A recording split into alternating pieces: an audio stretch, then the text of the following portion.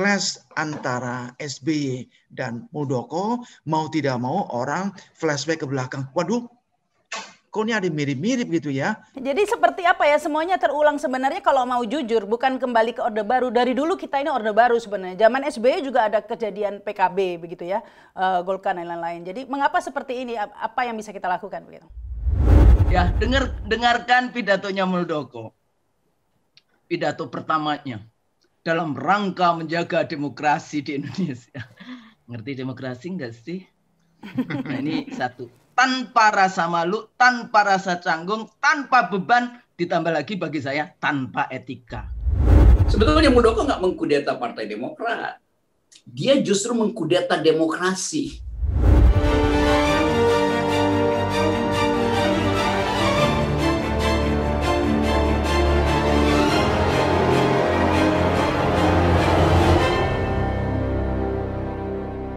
Assalamualaikum warahmatullahi wabarakatuh. Selamat berjumpa di Realita TV di acara Sarita Sarinya Berita. Ya, akhir-akhir ini kita kerap menyaksikan ya elit politik seperti seperti kerasukan begitu ya, ingin mempertahankan jabatan atau kekuasaannya. Berbagai peristiwa kita saksikan ya, mulai dari sebut saja penembakan 6 laskar FPI, dan yang terakhir ini yang lagi banyak dibahas ini kasus Muldoko dengan KLB Demokratnya ya. Tak aneh banyak yang mengatakan bahwa Indonesia saat ini tengah kembali ke era Orde Baru. Jadi Orde Baru jilid 2 begitu ya. Pola-pola oligarki kekuasaan, praktek-praktek represif kerap dipertontonkan, sehingga ini mengingatkan kita di masa-masa demokrasi semu di zaman Pak Harto dulu, begitu ya. Dan banyak pula yang mengatakan bahwa ada pengamat ini, saya ambil dari Twitter ya, Pangi Caniago ini saya baca mengatakan juga bahwa di era ini justru menurut Pangi Caniago ini apa yang dilakukan Muldoko lebih jorok begitu dari era Orde Baru, gitu. Karena baru kali ini ada partai diakuisisi oleh bukan kader partai dan bawahan presiden sekaligus begitu. Dan masih banyak lagi ya sebenarnya kasus-kasus lain.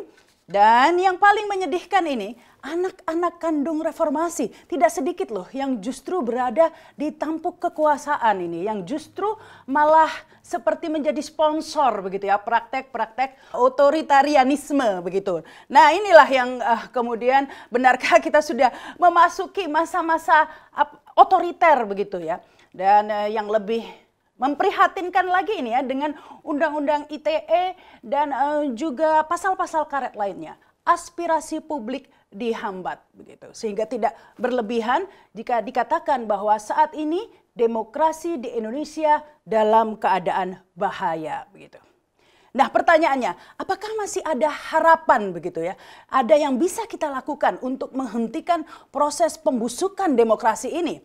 Nah, inilah kita bahas dengan narasumber yang sudah hadir saat ini, semuanya member Realita TV ini.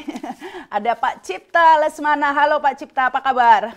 Baik, Mbak Rahma, terima kasih. Ya, ada nih Kak, oh ya lupa, Kak ini sekarang manggilnya ya, Kak Kusnul Maria. Halo, apa kabar? Assalamualaikum Kak Kusnul. Waalaikumsalam, alhamdulillah Kak Sarita, semoga kita semua sehat. Dan yang terakhir ini ada Kak Rocky. Halo Kak Rocky. Halo. Enak-enak aja, suasananya wangi karena ada yang membusuk di depan Monas. Tapi Kak Rocky terima kasih loh sudah bergabung, karena ya begini ya, saya cerita sedikit nih. Waktu saya menghubungi Kak Rocky ini, WA saya sempat gak dibalas lama begitu ya. Saya sudah khawatir jangan-jangan aduh aku jadi korban ghostingnya Kak Rocky ini. Ya, alhamdulillah ternyata dibalas dan bisa. Terima kasih sudah gabung. Atau mungkin juga saya umumkan ini barangkali karena bukan rahasia lagi sini. Kalau ada emak-emak atau cewek-cewek yang jadi korban ghostingnya Kak Rocky begitu ya, bisa tulis di komen. Atau hubungi saya begitu ya, di kontak nanti saya hubungi Kak Rocky, saya bantu. Begitu ya Kak Rocky? Ya, saya korban roastingnya mak-mak. Jadi siapa maksudnya mak-maknya ini? Ya, di roast saya tiap hari tuh. Sampai matang. Bukan di ghost. Oke, Rahma. Oke, langsung saja ini ke Kak Cipta Lesmana, Profesor Cipta. Nah, Ya, bukan Bu Husnul, pakar aduh. politik ini. Nggak, kita lihat dari komunikasinya, benar nggak sih kalau ngelihat saat ini kita ini seperti sudah memasuki Orde Baru Jilid 2 begitu. Kalau dilihat per definisi benar, ya, terkesan kuat kita kembali ke suasana Orde Baru, ya. Kalau dilihat diambil kasus Muldoko. Begini, partai politik itu kan kendaraan yang didirikan, dibangun oleh masyarakat, oleh rakyat. Dalam upaya ikut mengelola pemerintahan, ikut mengelola kenegaraan, masalah-masalah kenegaraan lewat partai politik itu. Jadi partai politik ini penting, sangat penting dalam sistem demokrasi. Tidak ada partai politik, tidak bisa dikatakan negara itu menganut demokrasi, tidak bisa. Nah, untuk itu kan biasa, Mbak Rahma, saya selalu bicara teori dulu ya. Partai politik harus berfungsi seperti apa yang harus dia berfungsi, yaitu antara lain ya mengontrol pemerintah, meningkatkan partisipasi masyarakat dan lain sebagainya. Nah, partai politik kadang-kadang populer, dia makin populer, makin kuat, makin kuat, makin kuat. Nah, dari sini kita nyebrang ke arah sana, arah mengenai power. Saya sering mengatakan, Aristoteles mengatakan manusia itu homo politicus, insan yang haus akan kekuasaan. Apalagi orang yang sudah di bangku kursi kekuasaan apapun, kecenderungan, nggak semua Pak Rama, kecenderungan enak, sudah duduk di kursi itu enak sekali. Kalau bisa saya lagi gitu loh. Nah, jadi ini dua sisi berbenturan. Satu sisi partai politik dituntut, lo jangan lupa ya, fungsi lo apa ya? Jangan jadi yes man, jadi jangan jidat pantat gitu loh ya.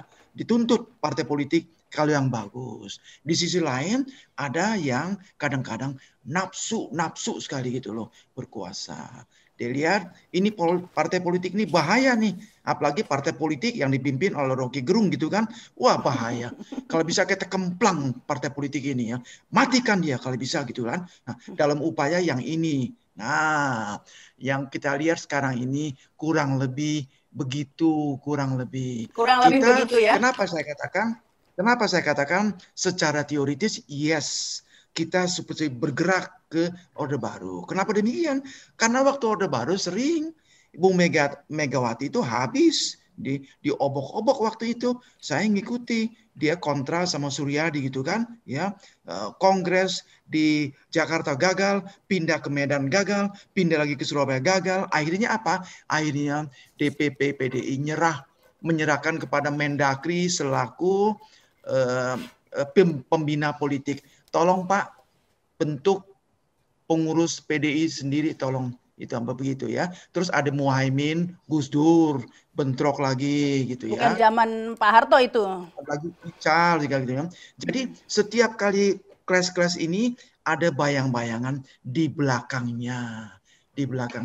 Maka clash antara SBY dan Muldoko mau tidak mau orang flashback ke belakang. Waduh, kok ini ada mirip-mirip gitu ya. Belum tentu benar, tapi ada mirip-mirip. Benar atau tidaknya, itu yang paling tepat yang jawab adalah Ibu Husnul. Ya, guru besar ilmu politik.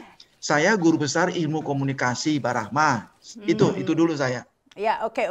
Tapi nanti saya ke Kak Husnul ini ya. Baru tahu nih dari Profesor Cipta ya bahwa dulu kalau sekolah katanya kita ini Homo sapiens atau Homo erectus ya. Ternyata Homo politicus juga. Ya, Kak Husnul ini kok katanya Profesor Cipta flashback ke belakang. Udah back ke belakang lagi. Jadi double-double ini. Jadi seperti apa ya, semuanya terulang sebenarnya kalau mau jujur, bukan kembali ke Orde Baru. Dari dulu kita ini Orde Baru sebenarnya. Zaman SBY juga ada kejadian PKB begitu ya, Golkar dan lain-lain. Jadi mengapa seperti ini? Apa yang bisa kita lakukan begitu? Pertama kalau kita ingat dulu kalau menganalisis Orde Baru, kita gunakan teori-teori itu. Dari mulai rezim developmentalis represif gitu ya. Ada pembangunan repelita 5 tahunan, tapi rezimnya represif. Kita nggak bisa yang namanya freedom of expression, menyatakan pendapat, dihalangi. Kemudian media, ada pool media di dalam konteks itu. Ada juga analisis yang birokratik authoritarian rezim. Rezimnya sangat birokratik dengan otoriter dan sebagainya. State corporatism, di mana waktu itu rakyat ya dikooptasi, mahasiswa, pemuda, KNPI, perempuan, dharma wanita dan sebagainya.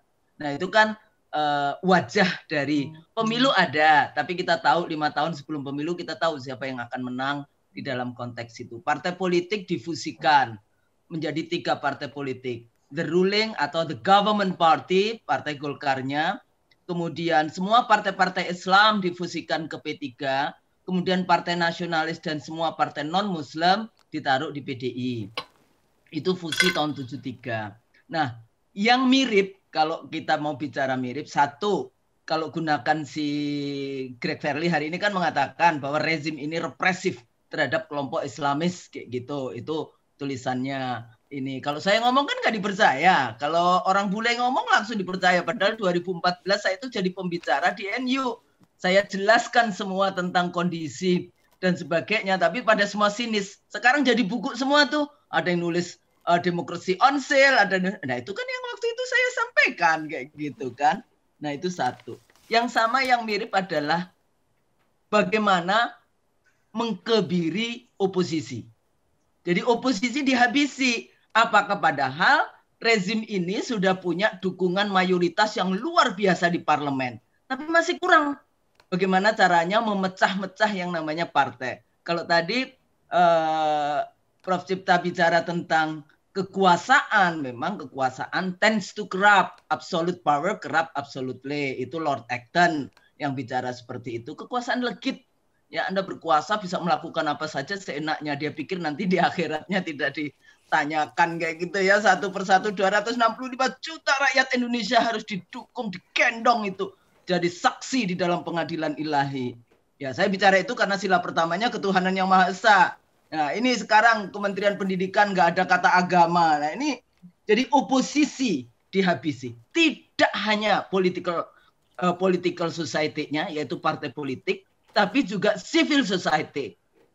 Dari tangkapan HRS, kemudian Sahganda dan kawan-kawan, kemudian dan itu TO-TO semua. Kami di TO-kan, kami yang dipimpin oleh Din Samsudin, Prof. Wahab sama Prof. Din, Prof. Wahab sama Gatot kayak gitu. Itu di TO-kan juga gitu, target operasi sebagai ini ya. Sahganda mau nggak mau karena dia juga orang kami. Nah ini kan menghabisi oposisi kalau dikatakan balik lagi ke model yang authoritarian rezim ala Orde Baru. Nah kalau kembali lagi bicara Muldoko juga, emang benar itu. Ya dengarkan pidatonya Muldoko. Pidato pertamanya dalam rangka menjaga demokrasi di Indonesia. Ngerti demokrasi nggak sih? Nah ini satu. Tanpa rasa malu, tanpa rasa canggung, tanpa beban, ditambah lagi bagi saya tanpa etika. Nah jadi kalau Kak Rocky selalu bicara tentang etika, berpolitik itu ada etika. Demokrasi itu salah satunya excluding the use of force di dalam berkompetisi. Nggak boleh menggunakan kekuatan kekerasan. Makanya kan bisa dilihat apakah ini salahnya Muldoko, salahnya Istana, salahnya Muldoko dan Istana, atau salahnya SBY juga. Karena memang ada, bukan berarti tidak ada internal partai, konflik internal partai kan memang ada di dalam konteks itu. Tapi bertemu kepentingannya, ya. Bagaimana menggeser oposisi dari oposisi ini kan Partai Demokrat berkoalisi dengan rakyat, menakutkan itu bagi Istana. Ya. Jadi jargon Partai Demokrat berkoalisi dengan rakyat karena hari ini rakyat sudah sebetulnya levelnya sudah burn out di dalam konteks politik. Faksi anti AHY adalah yang karena dia berada di oposisi partainya maka dia mencari kekuatan di luar partai, bertemulah kepentingan-kepentingan itu. Dan semuanya menurut saya interlocking to maintain their power into 2024. Yang sama lagi adalah oligarki. Bukan kong-kaling bahasa saya biasanya persekongkolan antara elit politik dengan elit, oligarki politik dengan oligarki ekonomi. Nah, ini kan juga memuluskan dari kepentingan-kepentingan para bandar, ya, sejak pemilu 2014, kemudian 2019 semuanya. Makanya sebagai political scientist ini Prof. Cipta, bagaimana caranya kita memperbaiki itu? Ya paling bisanya ngomong di kelas. Di kelas pun nanti ngomong, kalau di luar dilarang, dipanggil kayak gitu ya, nggak boleh ngomong. Gimana ini? Nah, itulah juga menurut saya terpantau begitu ya. Saya di dalam konteks itu. Jadi gimana? Diperjuangkan. Jadi kalau tadi, apakah kita kemudian kembali lagi putus asa? Nggak ada. Orang beragama nggak boleh putus asa. Ini bagian dari perjuangan. Mari kita perbaiki. Kembalikan kepada konstitusi, kembalikan kepada Pancasila.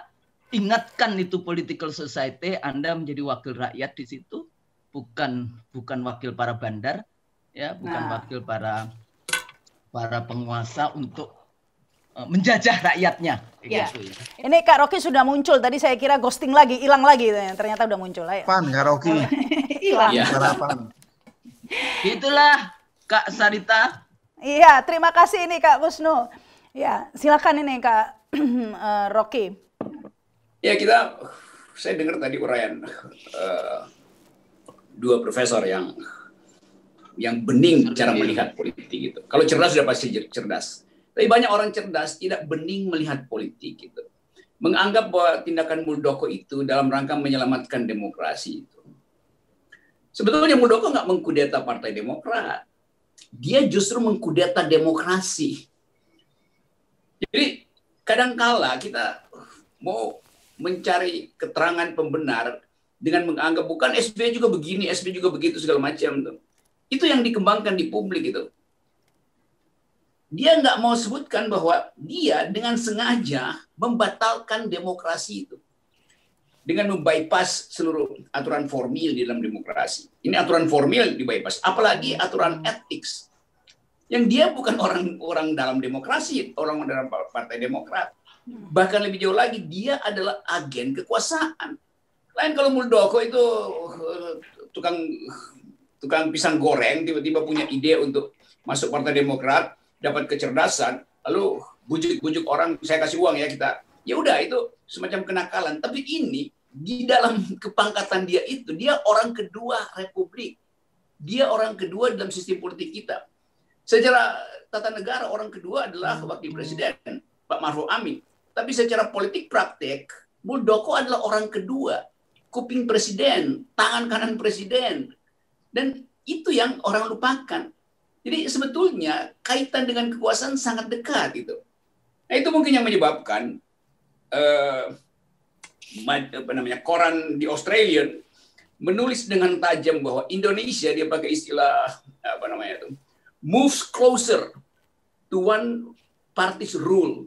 Jadi kalau kita yang ngomong nanti dianggap sebagai nyinyir. Kalau Australia ngomong dianggap sebagai memusuhi. Padahal itu standarnya kan. Kan akhirnya kalau disebut apa partai politik yang tersisa hari ini, nggak ada. Semuanya ada dalam kekuasaan itu. Jadi sebetulnya pikiran dari Australian itu, di Australian, itu betul-betul yang harus diperhatikan. Supaya orang anggap, supaya istana anggap bahwa yang nyinyir itu bukan cuma Rahma Sarita CS gitu, cum suis. Tapi juga di Australian yang menganggap bahwa Indonesia move closer, apa artinya tuh? Makin menjadi negara satu partai itu. Move closer ya. Makin mendekati. Ya, move closer to one party rule. Jadi, dan saya lihat gambar itu di headline-nya Australian, dipasang gambar Jokowi dan Muldoko dengan seragam militer gitu. Jadi insinuasi itu yang mau diucapkan oleh pemerintahan luar negeri. Artinya seluruh dunia menganggap Indonesia sudah sedang dalam gerak menuju otoritarianisme. Itu yang mestinya diterangkan oleh anggota DPR misalnya, oleh pengamat politik. Tapi orang takut mengucapkan itu. Nanti dibully oleh buzzer-buzzer ini kan. Jadi sekali lagi, betul tadi dikatakan oleh Pak Cipta. Bukan Pak Cipta, Pak Amin Rais, bahwa kita akan dikutuk di neraka jahanam kalau gagal untuk menghasilkan demokrasi dalam kasus kilometer 50. Jadi kita diingatkan ulang bahwa berbagai macam pikiran publik itu mengingatkan ulang kita bahwa Indonesia memang secara hukum tidak bisa lagi disebut negara hukum, secara hak asasi manusia itu punya dengan cacat, dan secara demokrasi betul-betul. Nah, ini baru Pak Cipto benar tadi bahwa animal yang disebut binatang politik itu sebagai apa tadi Pak Is? Homo politikus. Homo politikus itu betul diterangkan dari awal bahwa manusia itu homo politikus. Artinya berbeda dengan binatang, kita berpolitik. Berpolitik itu artinya mendistribusikan keadilan, bukan mengakumulasi keadilan. Jadi etika politik yang diajarkan Aristoteles berubah di sini karena arogansi untuk menguasai, mengakumulasi, bukan mendistribusikan. Jadi benar tadi, kita mesti ucapkan ulang kecerdasan bangsa ini di awal kemerdekaan yang menginginkan negara ini mendistribusikan keadilan melalui sistem demokrasi. Hanya manusia yang mampu mendistribusikan keadilan itu, bukan merampas justru kemerdekaan untuk menghasilkan keadilan. Jadi perangai ini yang sebetulnya sudah kita deteksi dari awal, dari sistem politik yang anti oposisi, lalu upaya untuk menghasilkan periode tiga periode Jokowi ke depan, menghalangi dengan threshold. Ini satu paket yang saya anggap bahwa negara betul-betul ingin menghentikan perbincangan politik beradab dan ingin menguasai secara sepihak opini publik. Jadi seluruh soal itu yang akhirnya harus dirumuskan tadi oleh Rahma dengan satu pertanyaan, apa yang mesti kita lakukan untuk menghalangi move closer to one party rules ini nih. Jadi atau lebih gampang aja, apa yang harus kita lakukan untuk menghalangi kembalinya otoritarianisme itu. Oke, itu kita akan lanjutkan lagi itu ya.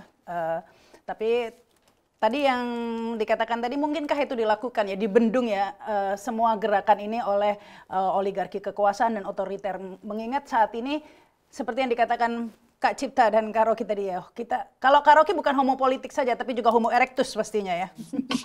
Ya, itu nanti agak malam tuh. Nah, ini yang menjadi pembahasan kita juga nantinya. Mungkinkah ini ya di tengah semua ini sudah seperti menjadi ya human right lah ya, kebutuhan ya, politik itu kebutuhan politik dan keadilan. Bisakah ini dibendung? Karena bukan hanya partai politik yang dikuasai, bukan hanya move closer to one party, tapi juga sosial masyarakat juga begitu, seperti kata Kak Kusnul tadi ya. Masyarakat juga merasa, jadi bukan hanya di elit politiknya saja, di medsos pun, kita ingin bersuara di medsos pun, itu kita merasakan hambatan. Inilah mungkin yang membedakan dengan masa Orde Baru, di mana mungkin lebih mudah untuk membendung, karena memang eranya saat itu teknologi tidak seperti ini. Nah, di era seperti saat ini, di mana informasi sudah terbuka seperti ini, mungkinkah ini dibendung? Bagaimana kita bisa dibendung dengan otoritarianisme itu ya, termasuk sampai ke civil society gitu. Kita akan membahasnya lagi sesaat lagi.